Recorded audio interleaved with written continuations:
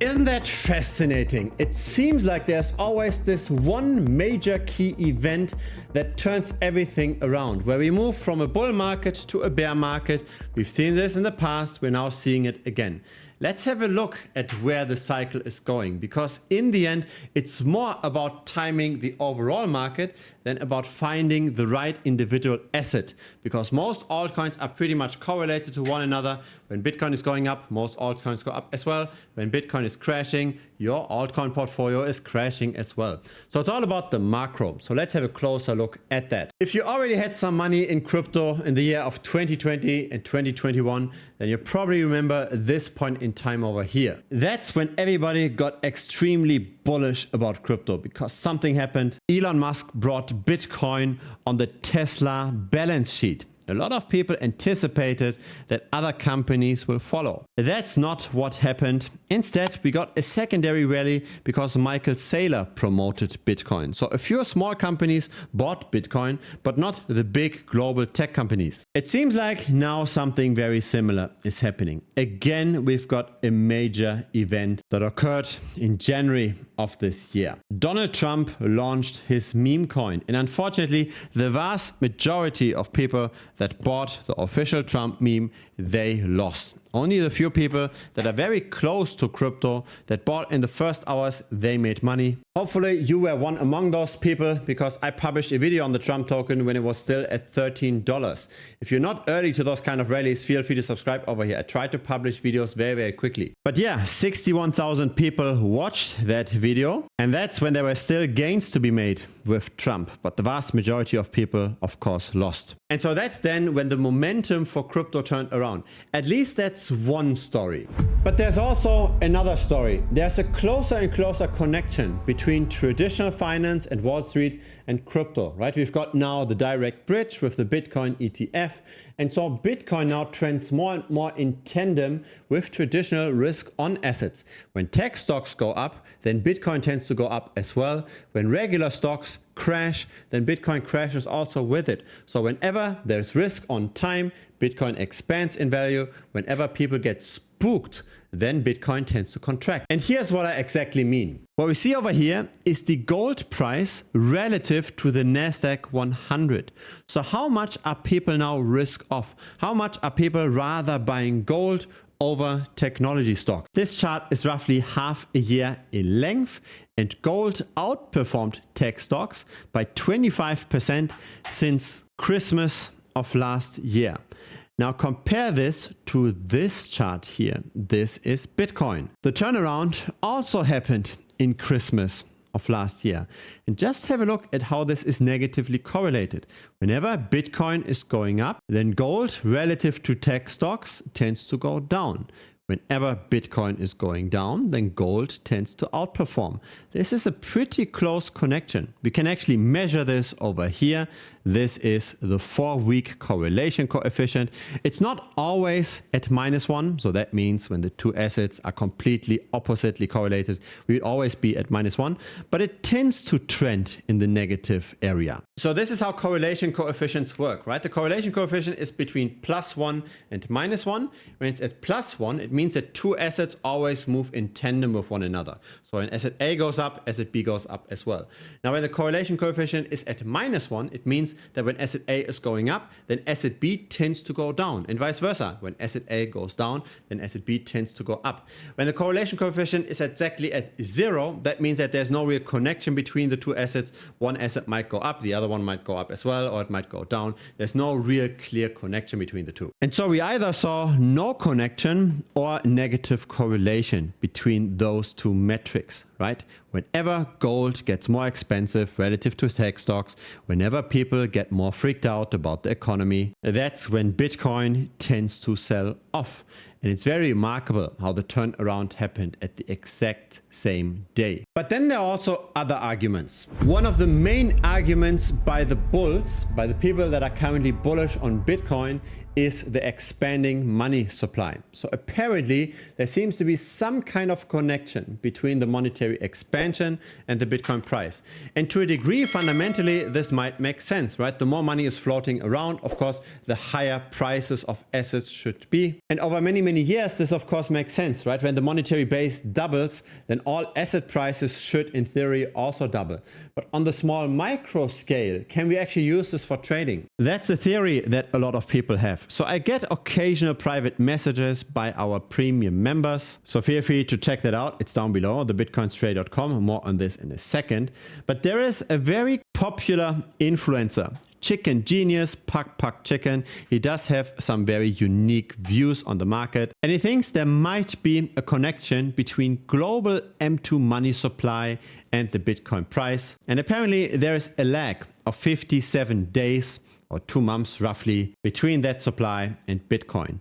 And if we look at the chart here, since global money supply is going up and we've got that delay, we should now see a rising Bitcoin price. Now this chart here starts in 2024, and I'm always interested in theories like this, right? How much is this tailored towards the narrative? How well did this work in the past? So here's a longer term view of that theory. At the top, we've got the Bitcoin price. At the bottom, we've got global M2 money supply. And of course, the very early days of Bitcoin don't really help us that much because Bitcoin's market cap was really not that large. So let's just look at the recent price history, maybe starting in 2018. We've got our crypto crash from 20K to 3.5K. So that happened when the ICO boom bust. And yes, we did see a bit of a contraction in global money supply as well by roughly 5%. But the idea is that the global money supply should be a leading indicator by 2 months. So when we look at this particular point in time, 2 months before the crash happened, so this is a weekly data set. This here is 2 months before the crash happened. Global M2 money supply still expanded. So really, we would not have sold in time. There was no real warning that we should be selling our Bitcoin just because of money supply. Did we get any warning for the COVID crash? So when Bitcoin went down from top to bottom by 70%? The answer is again no, right? The money supply, the global money supply expanded. And so we continue with that analysis. We've got our crypto crash of 77K, right? From 69 to 15K. And again, monetary supply did not contract before that crash. It just continued to expand. It's definitely not a leading indicator. It might rather be a lagging indicator because Bitcoin already fell by 35% while global money supply continued to go up. So I've got my doubts that this is really working. Yes, if we take this chart and we shift it a bit to the right, then in the last few weeks, it might have worked, right? This overlay does look impressive for the last year. But for all the other cycles, it really was not an approach that worked at all. I prefer approaches that used to work in the past. Now, that's not a guarantee that they will also work in the future, but at least I think the likelihood is higher. For example, one approach that worked really well in the past, and I've talked about this several times on this channel, is the 120-day simple moving average. So when we buy Bitcoin, whenever the price is above that moving average, we tend to take advantage of the bull markets. And whenever we sell Bitcoin, when the price is below the 120-day simple moving average, we tend to at least preserve our capital. Currently, we are below the moving average. Of course, we do have our failed signals, so this indicator isn't perfect either. But the 120-day simple moving average comes from a back test that starts its data in August of 2017. And I've run the back test for all of those moving averages from the 2-day all the way to the 200-day. So on the x-axis, we've got the moving average duration. On the y-axis, we've got the annualized performance. The black line shows buying and holding. And the 120-day used to be the very best moving average. But most moving averages actually outperform just buying and holding. So in general, the strategy tends to work pretty well. If you don't go too short on the moving average duration and you burn your money with trading fees, so there are 0.2% trading fees in the simulation. If you don't over trade, but if you just follow the macro cycles, you tend to outperform just doing nothing, just hodling. And again, the 120-day simple moving average used to be the best. Will it work in the future? I don't know, but I've been following this strategy already for several years and I've made some good money outperforming just buying and holding Bitcoin with that. Right, so this is the backtest simulation. This is on a linear scale. So in white, we see just the Bitcoin price, and in turquoise, we see the result with the 120-day simple moving average trading strategy. So we start at $10,000, we go long for Bitcoin whenever the price is above, and we bet on falling prices whenever the price is below the 120-day simple moving average. So this is the time when we bet on falling prices and make money when prices go down. This is the time when we bet on rising prices, and prices tend to trend upwards. Currently, we are below the 120-day SMA, by the way. And so in the end, there are many ways that lead to Rome. There are many ways to outperform the crypto market just buying and holding. But since now the traditional finance market and crypto gets more and more integrated with one another, and since now when crypto prices tend to go down, people tend to be rather risk off, and gold tends to outperform traditional stocks, we have to look at the stock market as well. Because as we've seen, when gold is going up, Bitcoin tends to go down. So will gold now continue to outperform? Here is my view on the situation. So this is the historical price to earnings ratio for stocks. This chart starts in 1871. So this is 150 years of data. And this ratio tends to fluctuate in a somewhat stable range. What we've got over here is the dot-com bubble burst. What we've got over here is the global financial crisis.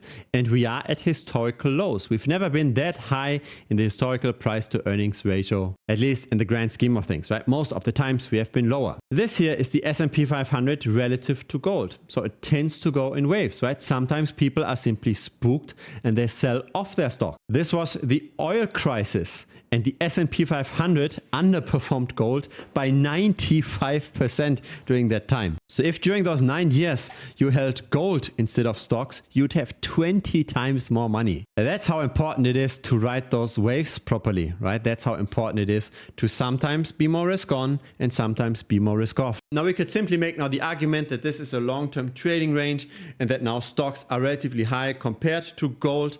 But the thing is that people say that gold should not perform as well as stocks long-term, because stocks is active capital and gold is basically dead capital, right? Nobody is working for the returns of gold. And so maybe it's not reasonable to assume that stocks can again go down by 90% versus gold. Maybe a more reasonable assumption would be something like this. Maybe over time, stocks should appreciate versus gold. And maybe the oil crisis was just an outlier. In that case, we'd be somewhat balanced in the trading range. But again, then comes the argument with the Shiller PE ratio. Let's say a fair value would be at around 17, right? The historical average. That means that stocks are now 2x overvalued, or that they should lose 50%. That would bring us from the current prices roughly here. It's the lower end of the trading range, but it's only the average for the Shiller PE ratio. So if we actually go down in the Shiller PE ratio to those levels, we are probably going to break this lower barrier. So probably this upwards trend is too optimistic. Likely stocks are not outperforming gold that much. At least, of course, if we ignore all the other distortions in the stock market return. So we get dividends, but we also get management fees for the actively management funds. And we also got taxes potentially. So if your dividends are equal to your management expenses and your tax expenses, then this is actually the real return you get for stocks relative to gold. So yeah, this is probably too optimistic and we might go even further down. Maybe 70%, maybe 80%, who knows? But I believe stocks are rather expensive in the very grand scheme of things. Thus gold relative to stocks is likely going to appreciate. Thus Bitcoin probably has some more room to go. But again, this is the very macro picture, right? This is over the next months. Maybe if we have bad luck, even over the next years. This is not any statement of what's going to happen tomorrow or in the next week, right? Nobody knows that. But yeah, in 1 to 2 months, we will see who is right, if it's Chicken Genius or if it's this channel. If you want to follow me on this journey, feel free to subscribe over here. I publish videos regularly. A like would be very much appreciated as well. And if you want to know how I currently make alpha in this market, then feel free to check out the premium membership as well. It's down below. It's thebitcoinstrategy.com. I short a lot of altcoins, so I'm betting on falling prices of altcoins because most altcoins underperform Bitcoin most of the time. And I also have some gold, etc. But it's a bit more refined than that. So again, feel free to check it out. There's also a 1-week money back guarantee. So in case you don't like it, just message me within the first 7 days and I will refund you 100%. There's really zero risk for you. So see you next time, hopefully here on YouTube and potentially also in premium. Cheers.